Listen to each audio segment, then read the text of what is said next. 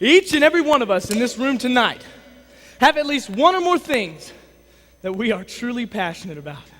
I'm going to say that there are probably over 10,000 one-of-a-kind passions in this one arena. To find out a few of these and to prove that I'm right, I'm going to ask you to get as loud as you can when I call out something that you are passionate about. Here we go.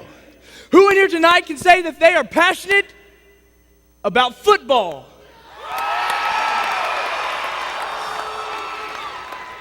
Who in here tonight can say that they are truly passionate about their John Deere tractor? What about baseball? Basketball? Ford trucks? Okay, here's a good one. Who in here tonight can say that they are extremely passionate about their show pig? Hey, what about this? What about algebra? Okay, that's what I thought. You see, the truth is, each and every one of us have our own unique passions that separate us all from the person to our left and to our right. Tonight, I'm going to challenge you to recognize the passion in your life, use it to be the person you are meant to be, and make that passion your identity. Those drums and my FFA jacket, they represent two of my passions, music and the world's greatest youth organization. You see, to some, these two things may be totally different from what they're passionate about. But remember, our passion is our identity. And just like the thousands of Blue Jackets tonight, we can all relate. We know our identity. But to people looking from a different perspective, they just don't understand why we are here. FFA members, tonight you're going to realize that the FFA and your passions, it may seem silly to others, but to you, they are something amazing. Tonight, you are going to learn that this thing we call passion is a mindset that can send you soaring towards your dreams and ambitions. So many times we are asked the question, why are we here? And I know what most of you are thinking right now. Of course, to practice brotherhood. Yes, that is correct. But sometimes we must take into consideration, as individuals, why God has placed us on this earth. And after serving you in this position of leadership for the last 2 years of my life, I have finally realized why I'm here. I am here for the child that gets lectured in class for coloring outside the lines. I am here for the child that gets yelled at by her father because it just drives him crazy when she practices her dance routine right in front of his Monday night football game. I am here for the child that sings louder than the rest of the choir because he should have been picked for the solo. I'm here for the child that gets picked last on the playground. I'm here for the child that plays with his mother's pots and pans, a bucket, and a couple of spoons, dreaming of one day playing on his own drums in front of a crowd of thousands. I want to understand this child and what makes him or her tick. What makes him so passionate? Why does this child explore and pursue the things that no one else can? Why does this child stop at nothing to get what it is that they want? With a mind full of imagination and creativity, we might all want to know what it is that sparks life into a child. Because then, when we have trouble being creative or using our imagination, we can use this child as a model to guide us.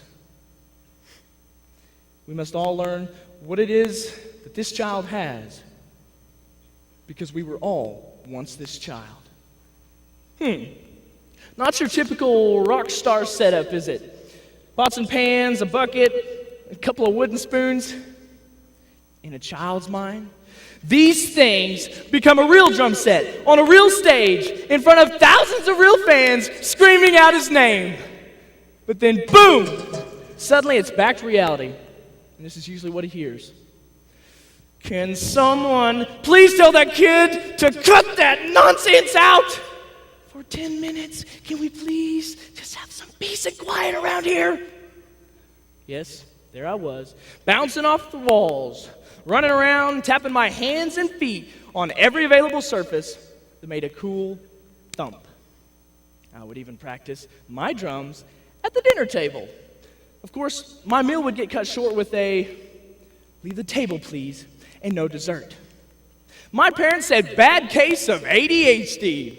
I say, it was a hidden passion, a talent, a gift.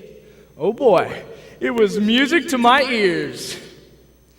A child with these can become an adrenaline pump professional drummer on a real stage at a concert.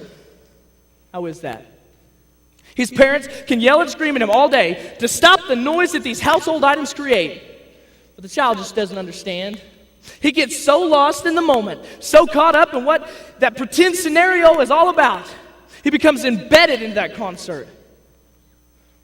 He's motivated by something he loves, something he enjoys, something he is passionate about. Think about this, FFA members. We are all here tonight because we are passionate about the FFA and what it has done in the lives of so many. And because we just love the blue and the gold.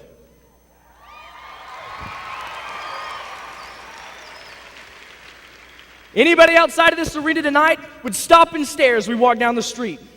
They would stop and stare and wonder, and why we wear these jackets.